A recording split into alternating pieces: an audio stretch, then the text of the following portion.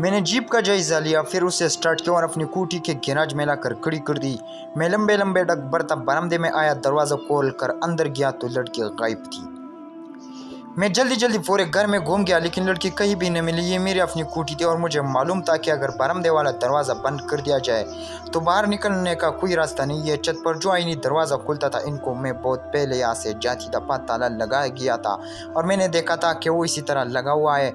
मैं नीचे थे, खाने में आ गया और लड़की को आवाज़ दी कि वो मुझे से खौफज़दा ना हो। मैं इंडियन नहीं हूँ बल्कि मुसलमान हूँ। मेरी आवाज़ सुनकर वो खाने के अंधेरे कोने से बाहर आ गई। इसके चेहरे पर दहशत और खौफ के साथ अब हैरत के तासीरात भी थे। आंखें आंसू से भीगी हुई थी। मैं उसे ऊपर वाले कमरे में ले आया और गम वो अंधों की तस्वीर बनी मेरे सामने फर्श पर बैठ गई। मैं भी इसके पास फर्श पर बैठ गया और उसे सरसरी तौर पर अपने हालात से आगाह कर दिया।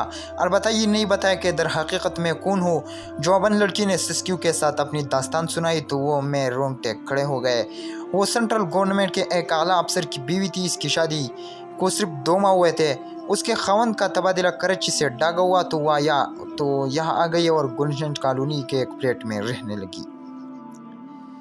डाका फाल के बाद इसका खवन उसे लेकर साउथ वाली कोठी में एक बंगाली के यहाँ गया। इस इंसान दश बंगाली ने दोनों को अपनी कोठी में छुपा लिया, मगर नौकरों ने मकती बानी वालों को इतलाक कर दी। वो वह आदम किया और बंगाली अफसर को हुक्म दिया कि जिन गैर बंगाली जोड़े को उसने छुपा रखा है उसे बाहर निकाले।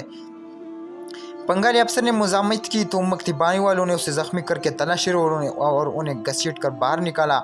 इसके खवन को वही शूट कर दिया गया और उसे अगवा करके जा रहे थे कि 2 सिख फौजी पहुंच गए। उन्होंने इस लड़के को उनसे छीन लिया और मेरी खाली कोठी में ले आए। मैं इस लड़की और इसके असली नाम और उसके खावन का असली नाम नहीं बताऊंगा। आप यूँ समझ लें कि इस लड़की का नाम शहनाज था। ये लड़की कराची के आला ख़ानदान की चश्मो चराग थी और उसने अंग्रेज़ी में एमए किया था। इसके माँ बाप दिल्ली से हिजरत करके पाकिस्तान आकर आबाद हो गए थे। शहनाज के आवाज़ अभी तक दुरुस्त नहीं हुए थे। वो बार बार अपने खावन को याद कर रही थी। वो कहती इनके बेगोरू कपन लाश मुक्ति बानी वालों ने बाहर सड़क पर फेंक दी थी। खुदा के लिए मुझे मेरे खावन के पास ले चलो, मैं अपने दुल्हा के आखिरी दीदार करना चाहती हूँ। फिर वो फूट फूट कर रोने लगती। मैं उसे सब्र करने की तलकीन करते हुए हालत की संगीनी का एहसास दिलाया और कहा कि डाका में हज़ारों दुल्हा दुल्हनों को कत्ल कर दिया गया है और कत्ल किया भी जा रहा है। सारे मशरक़ी पाकिस्तान में खून की बू के होली खेली जा रही है। लिहाजा इस वक्त ज़रूरत इस बात की है कि किस तरह अपनी जान बचाई जाए। मैंने किचन से पानी लाकर उसे पिलाया। रात की 2:30 बज रहे थे। सुबह होने में ज़्यादा देर नहीं थी और मैं अभी तक ये फैसला न कर सका कि इस बदकिस्मत लड़की को लेकर कहाँ जाऊँ और मैं इसकी कहाँ तक हिफाजत कर सकूँगा। मेरी अपनी ज़िंदगी का कुछ भरोसा नहीं था कि एक शरीफ लड़की की जिम्मेदारी भी मुझ पर आ पड़ी थी। मैं उसे वापस इसके हमसाए बंगाली कुंबे के पास भी नहीं ले जा सकता। जिस बंगाली अफसर ने उन्हें पनाह दी थी वो खुद ज़ख्मी हो चुका था। अगर मैं शहनाज को उनके पास ले भी जाता तो इस फैमिली के नौकर दोबारा मकती बहानी वालों को खबर कर सकते थे। मैंने शहनाज से इस मौजू पर बात की तो वो सेम गई। मैं वहाँ नहीं जाऊंगी, वो लोग फिर आ जाएंगे। खुदा के लिए मेरे खावन की लाश सड़क पर से उठा लाओ। मशरक़ पाकिस्तान की सड़कों, घाटियों, शाहराहों और गली कोचों में सैकड़ों माओ के जिगर कोशों के लाशें बेगोर कपन पड़ी थी। मैं किस किस की लाश उठा कर लाता। शहनाज की किचन में छोड़कर मैं टीवी लॉन्च में आ गया। तीनों लाशें वैसे ही औंधी पड़ी थी। मैं अपने साथ किचन से मोमबत्ती लेते आया था। मैंने मोमबत्ती जलाई तो देखा कि तीनों लाश पर बेशुमार चिमटियाँ रेंग रही थी। खुदा जाने इतनी सारी चिमटियाँ कहाँ से आ गई। लाश चिमटियों से ढक गई थी। मैंने दोनों सिख फौजियों की ब्रेन गने और हैंड टू कैप्टन का रिवॉल्वर उतारा और किचन में वापस आ गया। ब्रेनगन का चैम्बर तकरीबन खाली हो चुका था, जबकि दोनों सिखों का ब्रेनगन भरी हुई थी। शहनाज दीवार के साथ लगी फर्श पर खामोश बैठी मुझे पथराई हुई आंखों से देख रही थी। जलती हुई मोमबत्ती की रोशनी में इसका चेहरा बेहद गमगीन नजर आ रहा था। शहनाज का रंग खुलता हुआ था और वो एक खुश शक्ल लड़की थी। मैंने मोमबत्ती एक तरफ प्याले में यूं रखती कि उसकी रोशनी बाजार वाली खिड़की और रोशनदान पर न पड़े। सुबह होने वाली थी। अगर इंडियन फौजी को कोई टोली गश्त करती इधर निकल आई तो सिपाही कोठी में खड़ी फौजी जीप देखकर अंदर आ सकते हैं और फिर हमारा जो हशर होगा वो मालूम था। मेरे दिमाग में तरह तरह के मंसूबे जन्म ले रहे थे। कभी सोचता कि किसी भिखारी का बेस बदल कर शहनाज को भी भिखार बनाकर किसी कब्रिस्तान या मस्जिद में पनाह ले लूँ, मगर हम मक्ती बानी वालों को तेज नजरों से नहीं बच सकते थे। बंगाली मुसलमानों की अक्सरियत हमारी दुश्मन हो रही थी। कभी ख्याल आता कि शहनाज को जीप के साथ लेकर नेपाल की तरफ निकल जाने की कोशिश करो। ये बड़ा लंबा और कठिन सफ़र था, कदम कदम पर मौत फंदा लगाए हुए बैठी थी। अगरचे मैं इंडियन फौजी वर्दी में था, लेकिन किसी भी वक्त मेरा बांधा फूट सकता था। मोहम्मदपुर और मीरपुर की बस्तियों में भी मकतबानी और इंडियन फौजों का कब्जा हो चुका था। वह कत्याम का बाजार गर्म था, बाहरी और पंजाबी औरतों को अगवा किया जा रहा था। मैंने ज़िंदगी में कभी अपने आप को इतना बेबस महसूस नहीं किया था। कोई रास्ता नज़र नहीं आ रहा था। शहनाज भी इसरा सीमा, इसने धीमी आवाज़ में पूछा कि हम कहाँ जाएंगे। मैंने उठते हुए कहा, पहले तो हमें इन लाशों को ठिकाने लगाना चाहिए। मेरे बेडरूम में एक तहखाना इस मकसद के लिए बड़ी मौजून जगह थी। चुनांचे मैंने तीनों लाशों को घसीट कर इस तहखाने में फेंका और ऊपर से लकड़ी का तख्ता जोड़कर इस पर कालीन का एक टुकड़ा बिछा दिया। मैंने शहनाज से कहा कि जब तक हमें फरार का कोई रास्ता नहीं मिलता, इस जगह छुपे रहना बेहतर होगा। मकतबानी वाले यहाँ भी आ जाएंगे, इसने कहा। ये कुटी लूटी जा चुकी है, मेरा ख्याल है कि कोई मुश्किल ही से इधर का रुख करेगा। ये कहकर मैंने किचन का जायजा लिया। वहाँ सिवाय चाय की पत्ती के खाने पीने की कोई चीज़ नहीं थी। नल में पानी भी थोड़ा थोड़ा आता था। मैंने शहनाज से कहा कि फ़ौरन पानी स्टॉक कर लिया जाए। चाय की 2 कतलियाँ और एक पतीली खुदा जाने वहाँ कैसे रह गई थी। शहनाज ने पतीली तल के नीचे रख दी। अब सवाल ये था कि शहनाज को किस जगह छुपाया जाए। मैं अपनी कुटी के छत पर पहुंच गया। आसमान पर सितारे फीके फीके से लग रहे थे और शहर की तरफ कहीं कहीं आग लगी हुई थी। नारों की आवाज़ भी कभी कभी आ जाती थी। पिछली रात का अंधेरा आहिस्ता आहिस्ता दम तोड़ रहा था। मेरी निगाह छत पर एक तरफ बनी हुई पानी की टंकी पर जम गई। ये टंकी काफ़ी बड़ी थी और मैंने ख़ास तौर पर बनवाई थी। मैंने टंकी का ढक्कन हटा कर देखा, टंकी बिल्कुल खाली थी। शहनाज को यहाँ छुपाया जा सकता था। मैं नीचे आ गया और शहनाज से कहा कि सुबह हो गई है तो मैं कुछ खाने पीने की चीज़ें लेने शहर जाऊँगा। जब तक मैं वापस न आऊँ ऊपर पानी वाली टंकी में छुपी रहे। शहनाज को कोई जवाब नहीं दिया। अब वो जिस तरह भी मुमकिन था अपनी जान बचाना चाहती थी।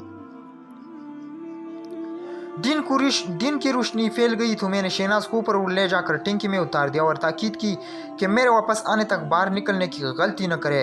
मैंने टंकी का ढक्कन आधा खुला रखा, फिर तेजी से नीचे आया। जिस फौजी को मैंने वर्दी पहन रखी थी, इसके बटवे में 10, 15 भारतीय करेंसी के रुपए वाले नोट भी थे।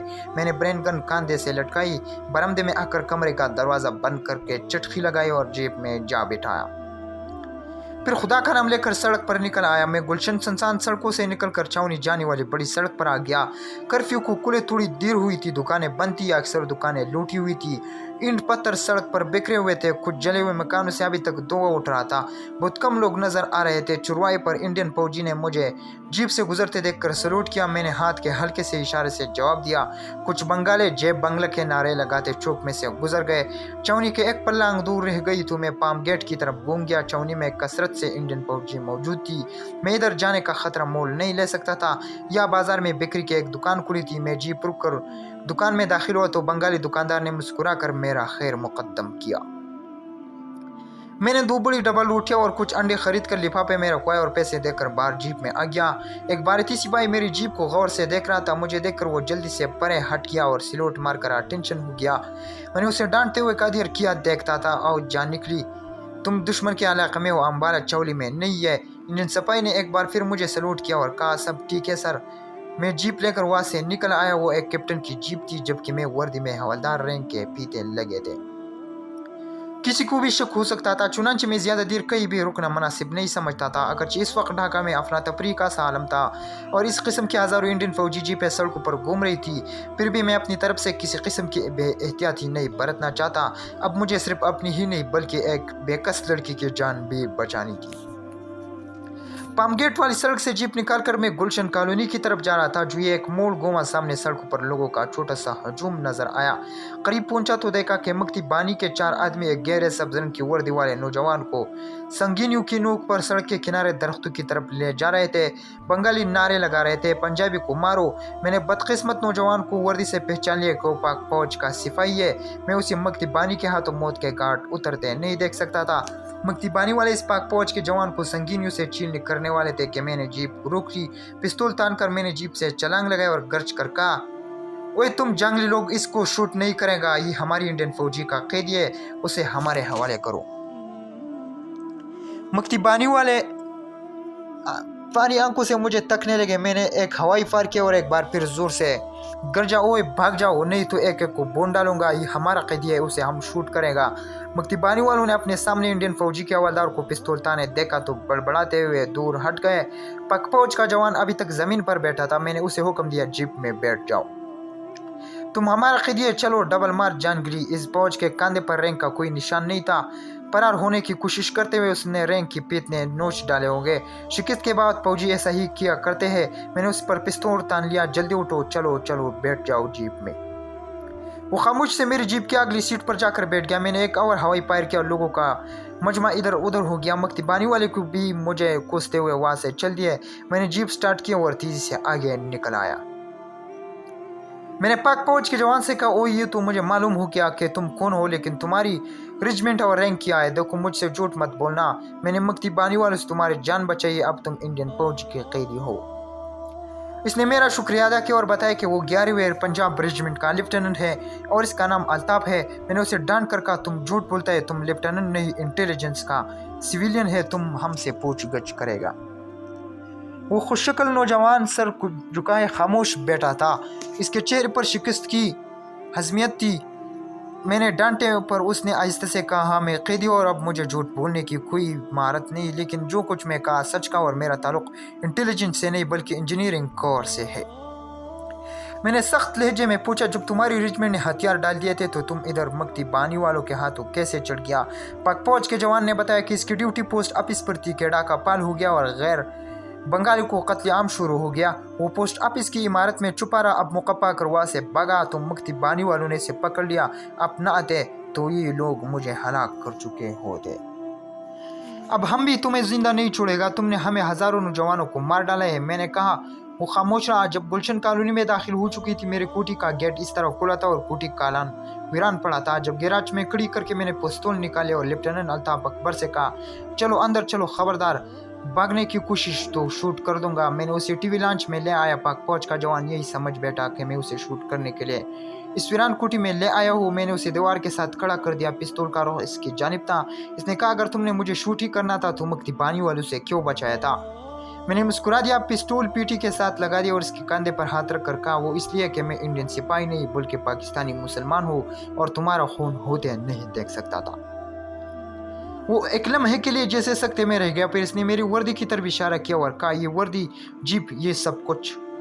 मैंने उसे अपने पास फर्श पर बिठाया और शुरू से आखिर तक सारी कहानी सुना डाली।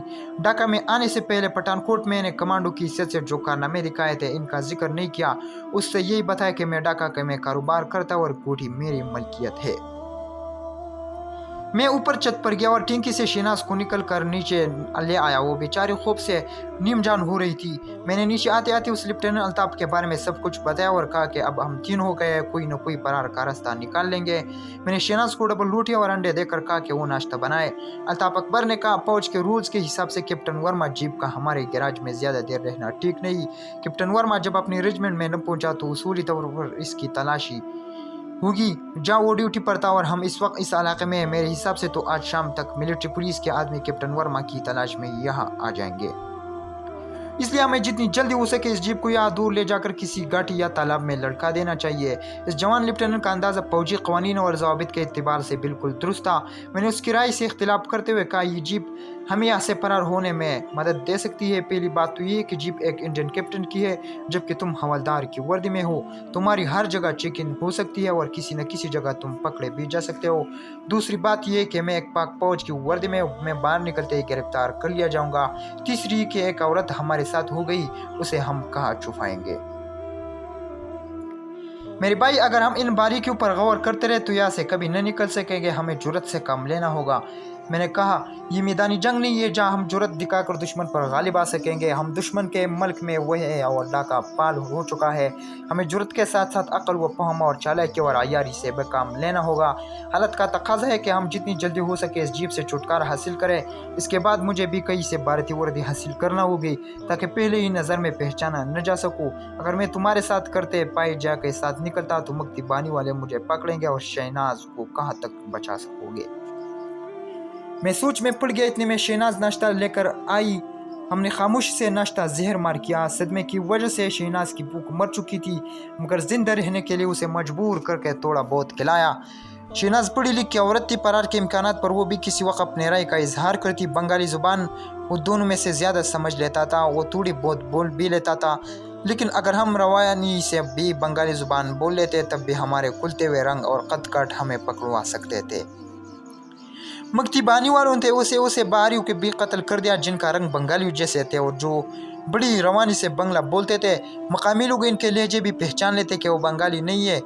یہ اس ادھیڑ بن میں دوپہر گئی، اچانک باہر کچھ شور سنائی دیا۔ میں نے لیفٹیننٹ الطاف اور شہناز کو کچن میں جانے کا مشورہ کر لیا اور خود برین گن ہاتھ میں لے کر کمرے سے نکل کر برآمدے میں آیا۔ میرا دل زور زور سے دھڑک اٹھا۔ ایک سکھ فوجی گیٹ کے اندر آ کر گیراج میں کھڑی جیپ کو دیکھ رہا تھا۔ سڑک پر کچھ بنگالی لوٹا ہوا مال اٹھائے لاٹھی اور کلہاڑیوں لہراتے شور مچاتے گزر رہے تھے۔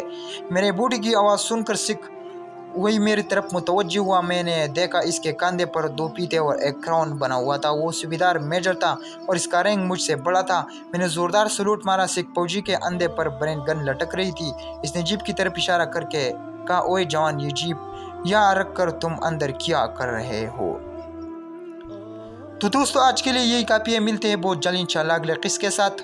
اپنے دوست اسد کو اجازت دیجیے، شکریہ، والسلام۔